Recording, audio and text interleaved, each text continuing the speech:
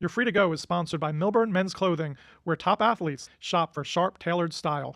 And whether Mark and I are in the studio or the courtroom, Milburn dresses us for success. Mention YFTG and get 10% off at Milburn Men's Clothing, which has been providing the finest in men's clothing and suits since 1946. Call 651-645-2922 or visit www.milburn.com. Welcome, ladies and gentlemen. It's great to be back for our 5th episode. And as promised, Guy, we're going to talk to them about what we've labeled as misidentification cases. And as I said earlier, it's known, well known, it's been proven that the overwhelming majority of wrongful convictions that have been overturned have been misidentification cases, where there have been witnesses who have said that's the person, whether it be a victim or a witness on the scene. And thankfully, through DNA evidence, DNA testing, they've proven that it couldn't possibly be that person. And that's been a big issue, a big problem in criminal cases all along. Right. You know, the DNA was really only available for the last 20 years or so. So there are literally people that were in jail for 21 years, 22, 30, 40, 50 years. And now DNA is out and they're testing the crime scene and able to show that that person who's been serving all this time really did not commit the crime. That's right. And thank God to, a lot of great lawyers who worked with the Innocence Project and other organizations like that, who have volunteered their time to work for people who they believe were wrongfully convicted and managed to get their convictions overturned. Unfortunately, no matter how much money these people get from the state or the federal government as a compensation, there's no way to make up for the lost time, and they're just tragic stories. They really are, because it's very hard to get back into society. Right.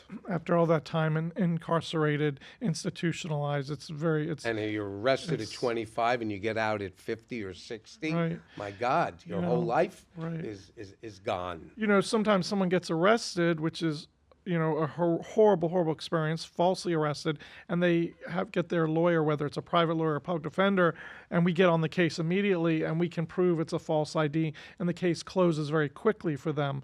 But a lot of times people, don't have the ability or the representation, or the DNA didn't exist, and they wind up actually getting convicted and serving time. And then eventually it unfolds that it was a misidentification. Right, and sometimes they just fall through the cracks.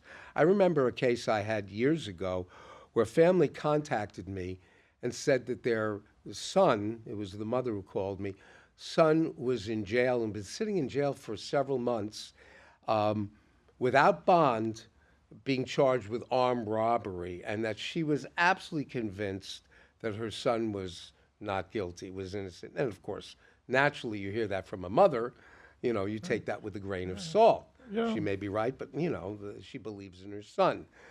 But there was something about the conversation and some things she said to me that interested me in taking on the case. And up until that point in time, he had been represented by the public defender because the family had very little money. And when she shared something with me that just blew my mind, I agreed to take the case for very little money. I didn't really care about that because this was a classic case of injustice. What had happened is the defendant, the son, was walking through a business where they sell hubcaps. You ever see, you go on the road and you see like a fence, and there are hubcaps all over the fence? Yeah, they're all hanging on the fence. Right. Sure. And I guess he went to buy some hubcaps. And while he was walking around in the yard where there were all the hubcaps, some guy comes up to him and says, "You son of a bitch, you're the guy who put a gun in my face. You're the guy who robbed me. You're going to go down. We're going to get you arrested." And he's looking at this guy like, "What? Wow. Yeah. What's wrong with you?" And he walked away. He didn't know if the guy was crazy or not. Within 15 minutes, a whole bunch of police officers run in with guns drawn, and they arrest him for armed robbery. And of course, family had no money, so he's represented by a public defender. Now look, a lot of great public defenders, hardworking, dedicated lawyers, but you got to realize, unfortunately, some of them have caseloads in the hundreds. That's right. Like you, I have the highest respect for public defenders, and it's not their fault that they don't have enough hours in the day to handle their caseload. Or even meet. It turns out that Right. this particular public defender hadn't yet met with the client, just saw him in court once, but never went to the jail to meet with him, which was a big problem. So I talk to the client, I interview him. He tells me he was at a particular place and time when the robbery supposedly occurred. So that would naturally be an alibi. Unfortunately, there was nobody to testify for him. I forget what it was, but someplace by himself. Right. So no other witnesses. No other way to prove that he had an alibi, that he wasn't Was on the this scene. before like the cell phones were out, where you could do? Yeah, GPS, yeah. This was, I believe, in the 1980s. Yeah. You know, And- nowadays the cell phone is used in crimes all the time. Right. It's I mean, there were no phones that had GPSs and- cameras. I think Right. back then we had the bricks. That was right. The Motorola bricks looked like World War II phones. They were 5 pounds each, and they certainly couldn't fit in a pocket. So in any event, what happened is he tells me the story, and I really, just talking to this guy, something about him, I just tended to believe him. And then the mother said to me, and this is when the thing blew my mind, she said, the original report of the robbery describes the assailants as being completely different from him physically. And I said, do you have a copy of the report? She said, no, but somebody told me about it. An investigator, somebody told me about it. So we actually got a hold of the police report. Now, my client was about 5'7", easily weighed 220, 230 pounds. He was short. He was 5 by 5. Right. He's a big boy. He was a big Short, boy. but big boy. And I got the police report of the original report of the robbery. And there were 2 assailants. One was described as 6'2", 180 pounds. And the other one was described as about 6'1" and 150, 160. There's no way this guy lost 5 inches or 6 inches and gained 40 pounds Yep. in the period he was in jail. So I was just amazed that nobody had caught this. What I was amazed about is that the police that arrested him hadn't studied the original police report, Right. because the guy who identified my client was so adamant that that was him that they believed him. Based on that, they make an arrest. And Based on that, they ruin made the someone's arrest. life. Didn't look at the original report of the original robbery intake. Yeah. So I was shocked. So the first thing I did is I called the public defender's office, got a hold of the assistant public defender eventually, who I said, did you even know about this? He was shocked. He hadn't seen it. I then met with the prosecutor, and I showed it to the prosecutor. And at first the prosecutor looks at it and says, well, you know, it could have been a mistake. He may have reported it wrong. The cop may have gotten it wrong. I said, are you kidding me? And plus, shouldn't we hold them to a higher standard when said- they're arresting someone and charging them with something like this? Come on. I said, the jury would be out 12 seconds That's right. with a not guilty. Yep. And you'd be responsible for furthering a misjustice. So the first thing they agreed to do was they let my client out without any bond or anything. Case was still pending. And about a week later, they dismissed the case, to their credit. Good. But that's an example of things that not only fall through the cracks, but the fallacy of identification testimony. You're Free to Go is sponsored by Lang Realty, South Florida's premier residential real estate broker. Whether you're buying, selling, or renting a home or condo, Lang's experienced realtors are standing by ready to help you. Contact one of Lang's top realtors today at 561-703-2427. Right. And I'm sure you've had crazy instances. I know you told me about one that I know Great. our listeners are going to be Yeah, I fascinated want to with. share that one. But your case just reminded me of a sexual battery, or what is called on the streets called rape case. And my client didn't meet the identification either. They said he was 5'7". He turned out my client was 6'4". They said he had a full head of hair. My client was bald and had been bald for years. They said he drove a blue car when his car was red.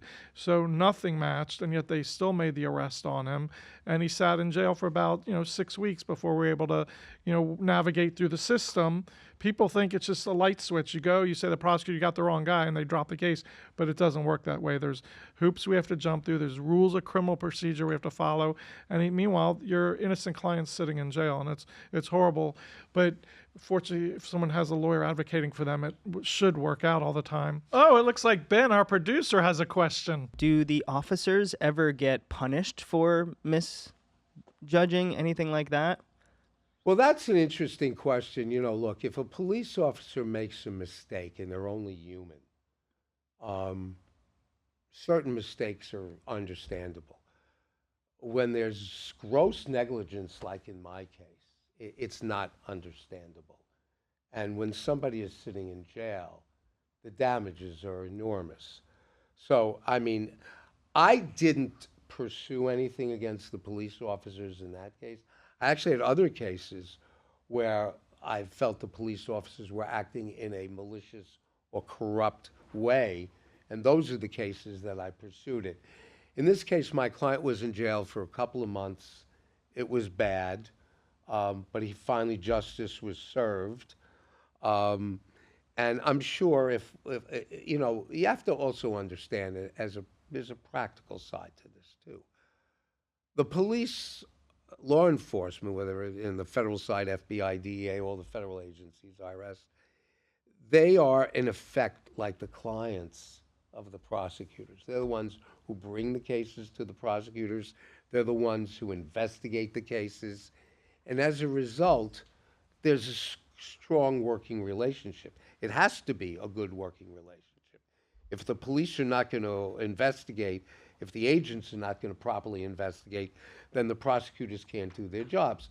So they give a lot of deference. And as a practical matter, what you find is, unfortunately, a lot of times prosecutors are a little bit more lenient on the misbehavior or the negligent behavior of police officers. And Right. we've seen that time and time again. It's just human nature. It's not excusable. I don't like it. But, it is what it is. But there are cases that clearly you've got to make sure that the police are punished, fired, or the agents are fired, if it's really egregious. And unfortunately, the bar has been set for really egregious to be a very, very high bar. So too often than not, we don't see any consequence held to the police officer or the prosecutor who really did something for lack of really paying attention, being attentive to their case, and putting real work ethic into it. Something they would have really seen if they had just done their job. Unfortunately, they're not held accountable as often as they should be. Right. But the case. Go ahead. And not to digress, but to answer your question, which is a good question. I had a case once where, as a result of the unfolding of the case, my client was going to return an enormous amount of cash of ill-gotten gains. But we were led to believe that the agent who was working the case was dirty. And we were concerned. So before we returned the cash, and it was roughly about $900 and something thousand in cash, I had my investigators not only count it, but videotape the counting and record the serial numbers of every bill, and they were $100 bills. Took forever. And then we delivered the cash to the agent as we were instructed by the prosecutor, and we had a count.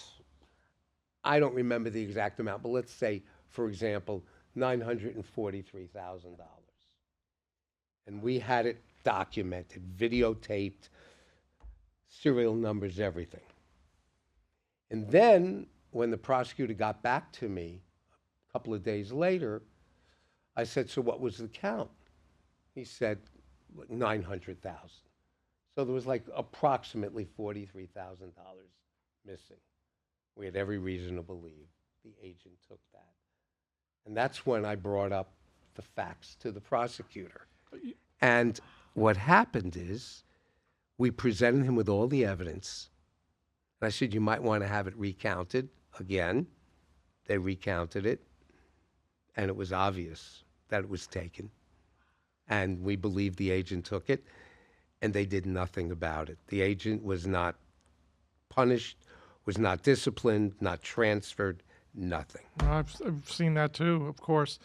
It was a murder case I worked where the lead investigator was caught. It took months for us to prove it, but he was caught taking a Rolex off of the decedent.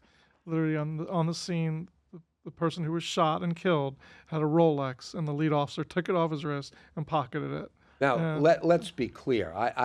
I worked as a prosecutor with police officers and agents. You worked as a prosecutor, Right. too.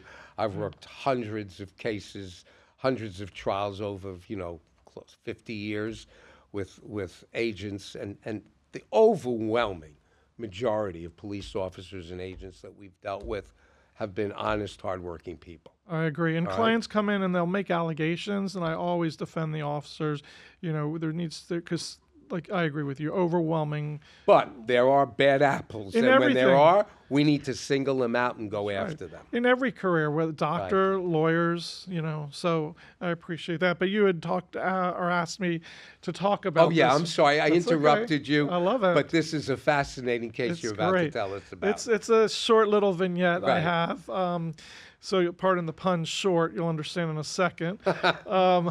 My client was on trial for sexual battery or rape, and the victim who was on the stand when it came to trying to identify my client no, I can't identify him. It was dark. I couldn't see, but I could definitely, if he showed me his penis, I could definitely identify him.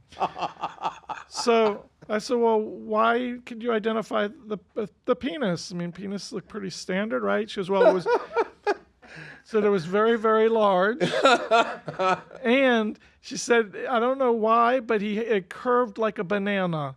I said, oh, do you think he had Peyronie's disease? And she said, I don't know what that is, but it was curved like a banana. So if I saw his penis, I could identify him. Well, that brought some laughs from the jury, of course, and I asked to approach the bench. The prosecutor and I went up there, and we had a little conversation.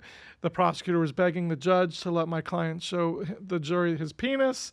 I objected vehemently, and after we talked about it for a couple minutes, the judge agreed that we could create a wax mold of my client's penis and show it to this witness. True story. Erect or flaccid? Yeah. Well, I went for flaccid because then you don't see the Right, Peyronie's. the curve. You're right. If it's curved flaccid, something's wrong. Yeah. Yeah.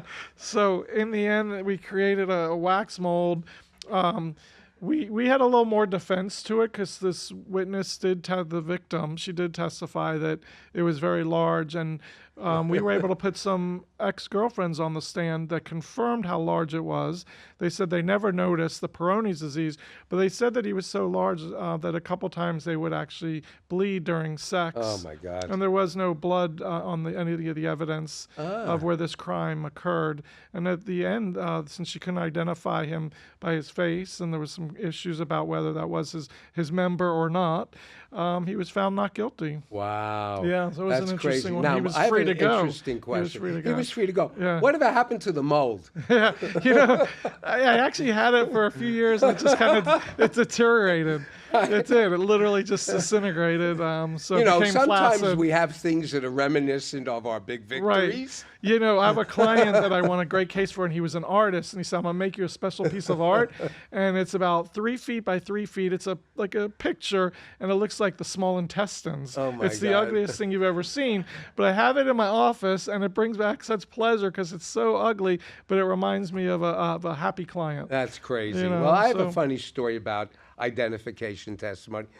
And I was a prosecutor, and I was prosecuting a fellow. I don't even remember what the crime was. It was so many years ago. But the witness, my victim witness, had identified the person who robbed them as someone who matched the defendant's description, but someone who had a big red mole on his lower part of his right cheek. Like Aaron Neville from the Neville brothers. Right. Uh, And that would have been clearly a identifying, clear-cut, identification. The problem was, by the time the case got to trial, the defendant had grown a beard. Sure. And Smart. obviously, as it turns out, purposely. And so when the victim got on the witness stand and started describing what the facial features were of the person who robbed them, I approached the bench, and I asked the judge to order the defendant to shave that night and come into the courtroom clean shaven the next day. Now, what's interesting is the thing that protects the defendant from giving evidence against himself is the Fifth Amendment. And we know that's testimonial in nature. Words, right? Your words. So that's why you can be compelled to give blood, Fingerprints. alcohol, blood alcohol. Handwriting. You can compelled by law to do those things because they're not testimonial and they're not protected by the Fifth Amendment. You probably got away with what you got away with regarding the large penis case because that's a little bit out of whack, a little salacious, Yes. a little private, as that, and you came up with a perfect solution, Right. which solved the situation. In my case, it was a foregone conclusion that the judge was going to make him shave, and he had to shave.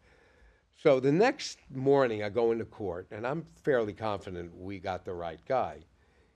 And as I walked into court, and this was in New York, and back in New York in state court, criminal court, instead of having what they call bailiffs, they had court officers. And typical of New York, because there was a court officers union, instead of there being one person, there was like six. Right. 6 of them. Yeah. And they were all nice guys. And I walked into court that morning, and as I walked in, I looked at some of the court officers, and they're shaking their head like this.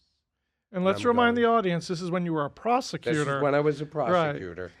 And they're shaking their head like this, and I'm going to myself, oh my God, he doesn't have the mole. We got the wrong guy. And then when they walked the defendant into the courtroom, he had a mole. They were just joshing with me. He had a mole on the side of his face that was like a flashing neon sign because shaving obviously irritated it. Yep. So now I know, oh my God, I'm good. You're good. So when the time came, I put my witness back on the stand, and I asked him to identify the defendant, or identify the person.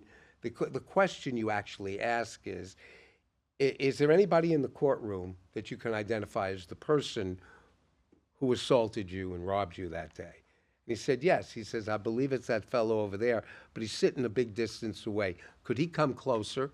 So I had the judge order him to come closer to the witness box.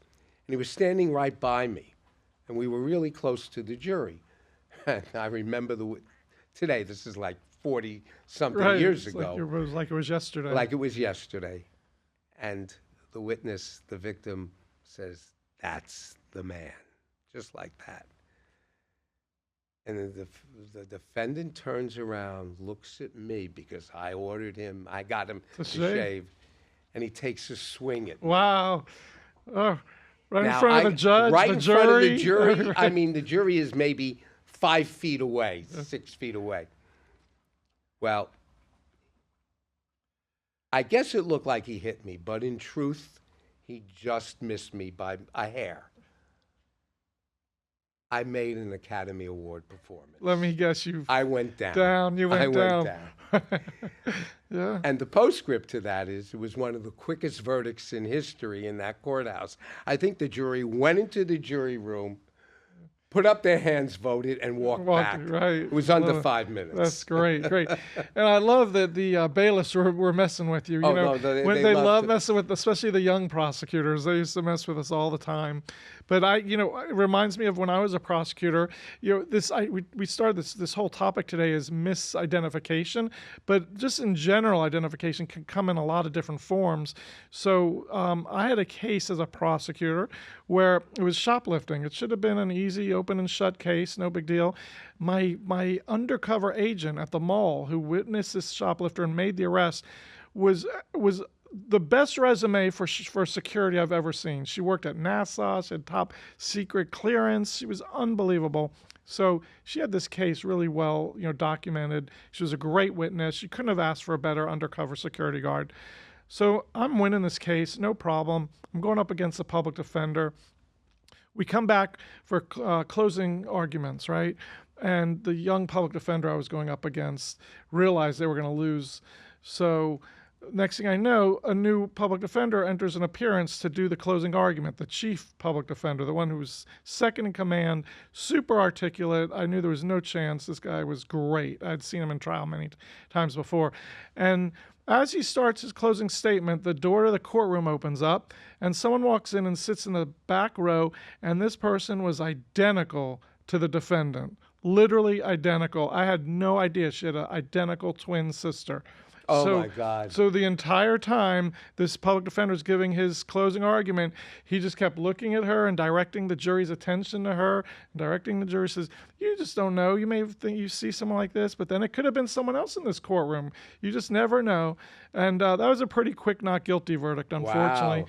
Even though I had this great, private undercover investigator that broke this case, as I learned later, these twins were known in the entire community for pulling off and being found not guilty time and time again. Because it was the other one. Yeah, there's these great shoplifters, Right. and they both go both different ways, and then Wow. they were getting away with it for a long time. Well, debunking identification testimony, I think, and when I used to teach law school, I actually showed this movie to my students when I taught trial advocacy. My cousin Vinny. Oh, the best. Absolutely. When, he's got the witness on the stand and he's going, and what were these in the way of your view?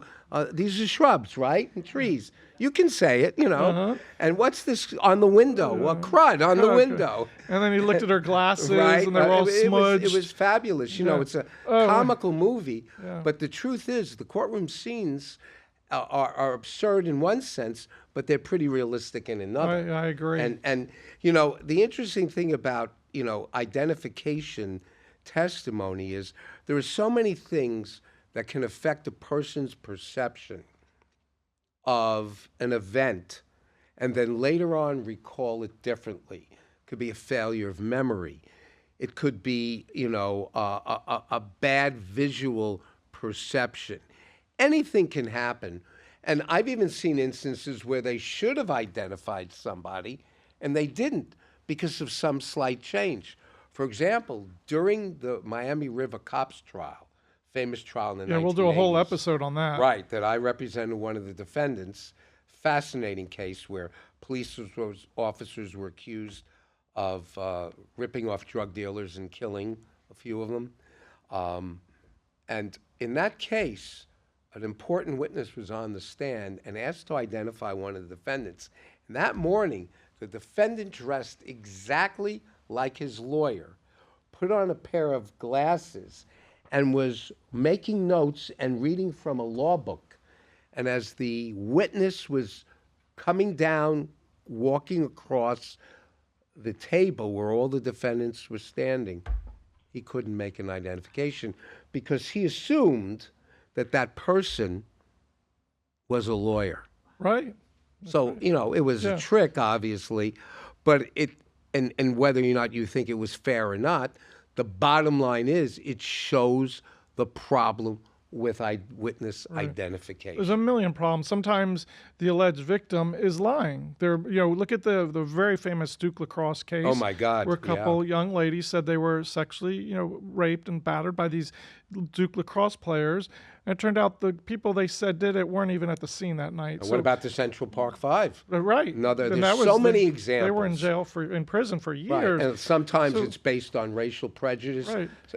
Sometimes it's based on other reasons that are just fallacious in nature. Sometimes poor police work, for example. Everyone knows about these lineups where they'll bring the witness into a room, they'll look at 10 people lined up, and they pick number 3, and it's just that the police didn't get a good group of potential witnesses for them to look at. Right. They all look very similar, so there's a lot that goes into it. Well, talking about lineups, a funny story about that.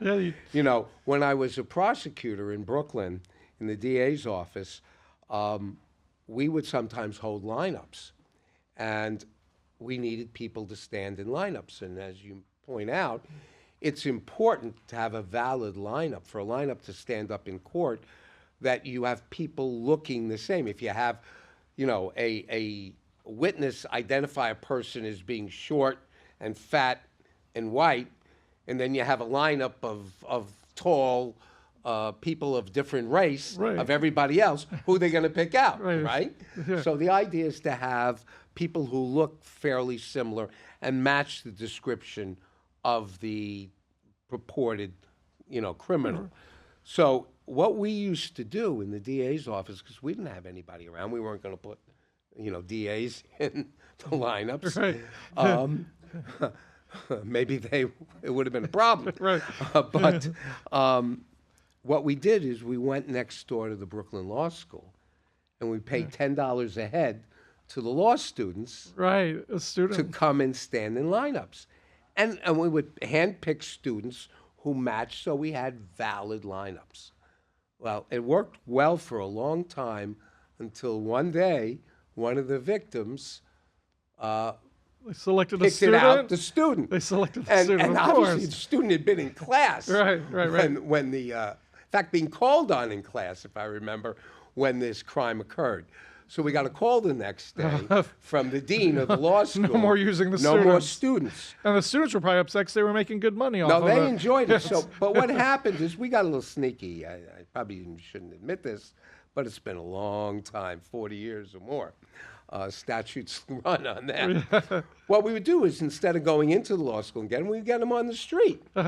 Say, just don't say anything. Right, I love We that. never had a problem after that. Right, But, right. lineups are a very tricky thing.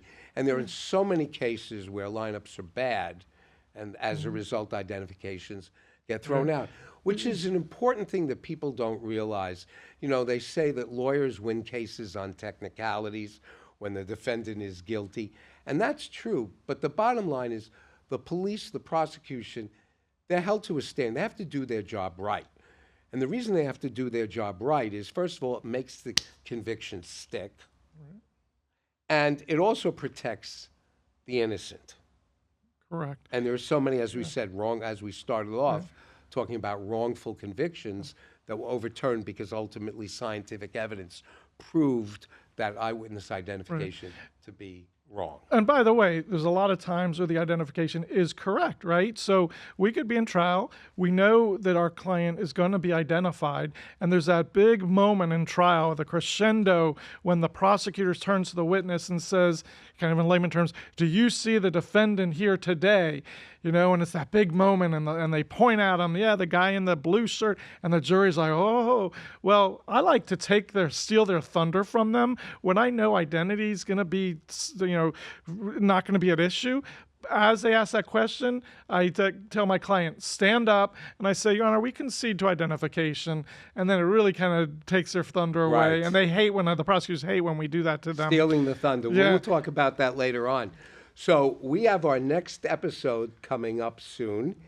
And in our next episode, we're going to get back to our meat and potatoes, The which crazy-ass is our cases. crazy-ass cases. You want me to tell them about this one, Mark? Yeah, tell them about one. This is a case where Mark and I represented a very nice gentleman who was staying at home. He was sleeping in his own home, and a woman broke into his home while he was sleeping, and he got arrested. You're not going to want to miss this one, I promise you. Yeah. And I have a crazy one. I have a case that I'm sure the audience will be very interested listening to about a madam who was the madam for Tiger Woods and Prince Andrew. That's right. And the crazy way that case went. Yep. And she walked out. Yes, she did. She was free to go. Yes, free to to go. And then had go. to call me a couple years later for another issue. Right.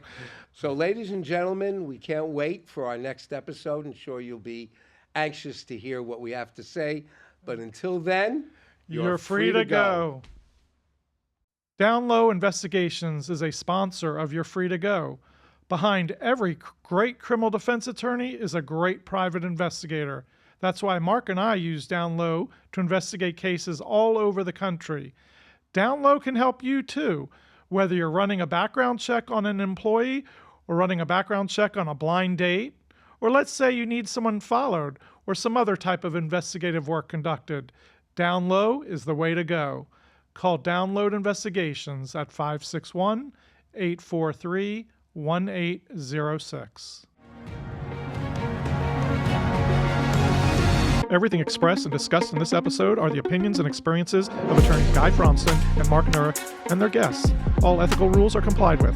Attorney-client privilege and confidential information is not shared or released during these episodes, and names, dates, locations, and other identifying information may be changed to protect confidentiality. Topics are embellished, and none of the statements made constitute legal advice and should not be considered or relied on as such.